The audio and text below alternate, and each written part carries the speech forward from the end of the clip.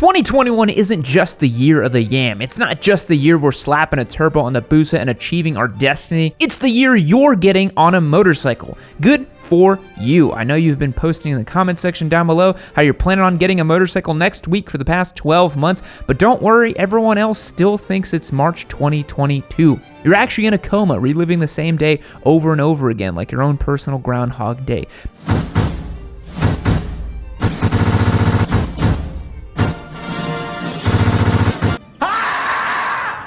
But getting back to the point of the video, you're planning on getting on two wheels, so while you're waiting for the weather to warm up and the sun to come out again, you're preparing by buying some of the things you'll need later on. Helmets, jackets, flip-flops, tank tops, all that good stuff. But getting gear can be a little confusing for a noob. Companies use a lot of jargon and seem to charge an arm and a leg, and it has you wondering if it's even worth it. Why spend the money on a $200 leather jacket when you can get one for 15 bucks at the thrift store, right? Wrong. Motorcycle gear is the most important thing keeping your soft, mushy bits from scraping across the ground if you go down, and it's always worth investing in good gear. To help you buy the right stuff and avoid overspending on stuff you don't actually need, we've put together a list of the 5 most important things to keep in mind when picking out gear for the first time, the second time, or the 10th time. That's right, it says beginner in the title, but these tips can help anyone from toddler on a tricycle to Rossi himself. But one thing you will definitely need regardless of what sort of motorcycle you ride is a place to put your phone. Now you're sitting here thinking, but Yam, I have like 1,000 pockets because I'm an ADV dad and I bought a first gear Kathmandu jacket. I put my dog in one of those pockets and I haven't seen him since. Well, you're going to have a real hard time reading a map on your phone if it's buried deeper in your jacket than the mines of Moria, and Rockform makes a more elegant solution. Their phone cases are drop tested from 6 feet with a phone safe magnet so you can stick it to your motorcycle, your fridge, or the side of your computer, wiping away all the evidence of your treasonous love for Marc Marquez away, because shame on you. You can also pop the phone onto their handlebar mount so you can see exactly how lost you really are when someone in the group ride asks you where you're going. Rockform offers more than just cases and mounts though. They've got a whole bunch of cool gadgets and gizmos, from sport rings to wireless chargers and even speakers. Click the link below and check out their whole range of products and use the code YN25 to get 25% off your whole order. The very first thing that you need to consider when you're looking to purchase motorcycle gear, whether it's your very first set or an upgrade or replacement, is that price does not correlate to safety. I know that when you go online, you see some eBay helmet that costs $15 and you see an Icon that costs $250, and you're thinking surely the Icon must be inherently safer because it's more expensive, but it's not. The Icon uses high quality EPS foam for impact protection, higher quality shell materials, and most importantly, it's been tested by a ratings board. It's true that all that costs money, which is passed on to you, but when you look at an Icon versus an Arai helmet, they have the same certifications, but the Arai might cost you $700. It's not just helmets, by the way. This goes for jackets, pants, gloves, boots, cod pieces in the works, so don't worry about dropping $5,000 on your first set of gear. What matters more than price is the fit. You need to make sure that the pads in your gear are in the right spot and they're held in place firmly. If you buy a jacket that costs you $1 million, but it's too baggy, it won't protect you nearly as well as a $100 mesh squid rig. You actually need to go into a local gear shop and try the gear you want to buy. Wear it for more than 10 seconds too, move around in it, mimic the positions you'll be on a bike, and you might find that a sport bike jacket looks really cool, but doesn't quite fit right when you're not in a full tuck, which means it's not going to work well on a naked or a cruiser.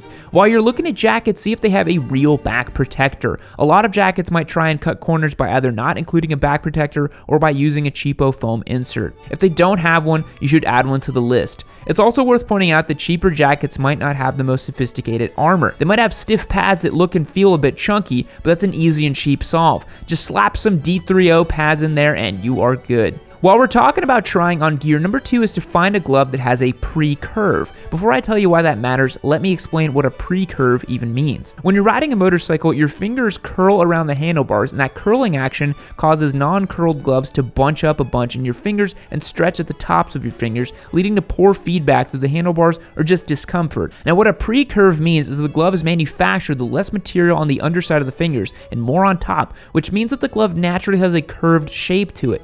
Now, if you're worried that the pre-curved shape might cause your glove to be less flexible, I wouldn't worry about that.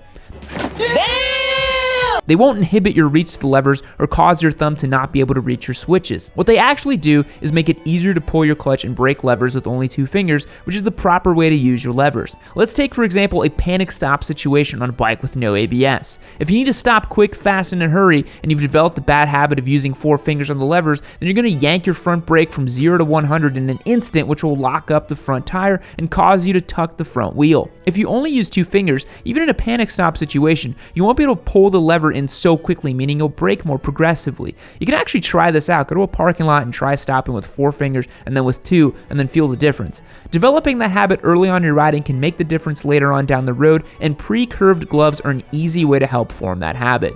The next thing I want to talk about are boots, and this is a topic I love talking about.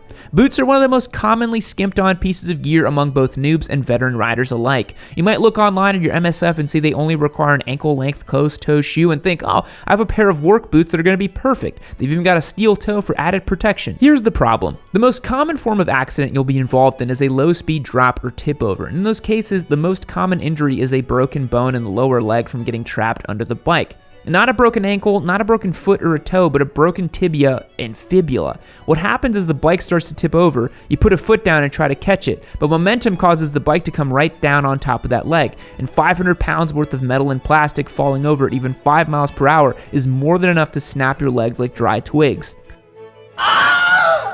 The best way to prevent that injury is to buy full-length motorcycle boots. Not ankle height, but boots that come all the way up to your shins. Yes, they're stiff, stuffy, and take a long time to break in, but they're always safer than an ankle-height boot. I always ride in my Alpine Stars SMX boots. The link is down below in the description there, which reminds me, if you want any of the Yammie-approved gear, we got affiliate links down below which help the channel out. If you're worried about cost, a decent way to get good boots on this cheap is to check out motocross boots. Admittedly, they're not rated for higher speed crashes, but you can hit them on the side with Thor's hammer and they won't buckle. A pro tip with full height boots is to put dryer sheets on them when you take off, because trust me, a few short summer rides and those boots will go from smelling fresh to smelling like that rotting gym bag you let sit in your locker in high school. Yeah, boy. Seriously, boot stank is no joke, so get in the habit of popping some dryer sheets in there before you melt your eyebrows off. Number 4, it's all about helmets. The first and foremost, most important thing you think about when it comes to helmets are the ratings. They're at a glance way to know that your helmet of choice actually meets safety regulations. There's a whole bunch of smaller independent certifications for various applications, but the 3 main things to remember are DOT, ECE, and SNELL. DOT stickers refer to the American Department of Transportation's rating system. You remember that $15 eBay helmet we mentioned in the first point? Yeah, that one probably has a DOT sticker. DOT is basically worthless. If an RF1200 and half a helmet can pass a DOT safety standards, it should show you just how loose the testing is for helmets here. ECE refers to the Economic Commission for Europe, and they don't mess around. They favor small, light helmets which are less likely to twist upon impact, meaning you're less likely to come out of an accident looking like an owl with your head on backwards. This is the bare minimum that you want on your head, and if you're just riding around on the street, you need to have that ECE sticker on your helmet. Lastly is SNELL. They're a racing board that certifies helmets for racing and in track days, and they think that a bulky helmet with a lot of impact protection is safe. This means it's very uncommon to have both the SNELL and an ECE sticker on the same helmet. Both are good, but they're not a 100% guarantee. Another thing to keep an eye for is MIPS. This is a new technology coming from off-road helmets that incorporates a slip plane inside the helmet, which means that in the crash the helmet can twist, but the slip plane means your head doesn't twist with the helmet, or at least not as much. This is a great new safety feature, and a lot of helmets include it for not much more money. Lastly, number 5 is you can buy gear that is both safe and looks good in the summer and keeps you cool. Look, I get it, riding in the summer in a leather jacket is horrible, and it can be tempting to just ride around in a t-shirt, but there are alternatives. You can buy an armor jacket, mesh gloves, mesh jacket, airy dual sport helmets, all of which will keep you cool and safer than just a layer of cotton between you and the asphalt. If you're just getting started this summer, remember that you're going to be buying more than just one set of gear. As you ride, you're going to build up a whole riding closet of gear. I seriously have way more than I need right now. You'll probably have 3 or 4 different jackets, at least 2 helmets, a bunch of different gloves and boots. You'll have your warm weather gear, rain gear, winter gear, maybe even a tracksuit or some fancy looking gear when you want to look cool and feel good on your bike. Don't think that just by dropping a few $100s on one set of motorcycle gear that you're done. There's always more that you're going to want to add to the collection to make your riding better, and you always want to be a little bit vain and get the cool stuff. But in that sense, don't spend a bunch of money up front. Your first riding outfit should include a helmet, gloves, those shin boots that we talked about, and a jacket. Decide what will work for you when and where you're planning on riding, and then slowly build up your gear and accommodate different situations. And while you're at it, you might as well set up an account somewhere and get those sweet reward points, because they will stack up. Fact: the Wolseley Hall Auditorium at Yale contains an extra wide seat built to fit alumnus and former Professor William Howard Taft. Goodbye. And just like that, when you least expect it, Cowboy Yammie is back at it once again. Why don't you click this video right here, you let me know what you think of it, okay? Leave me a nice comment, subscribe to the channel, leave me a like, do all those nice things, and y'all have yourselves a good day.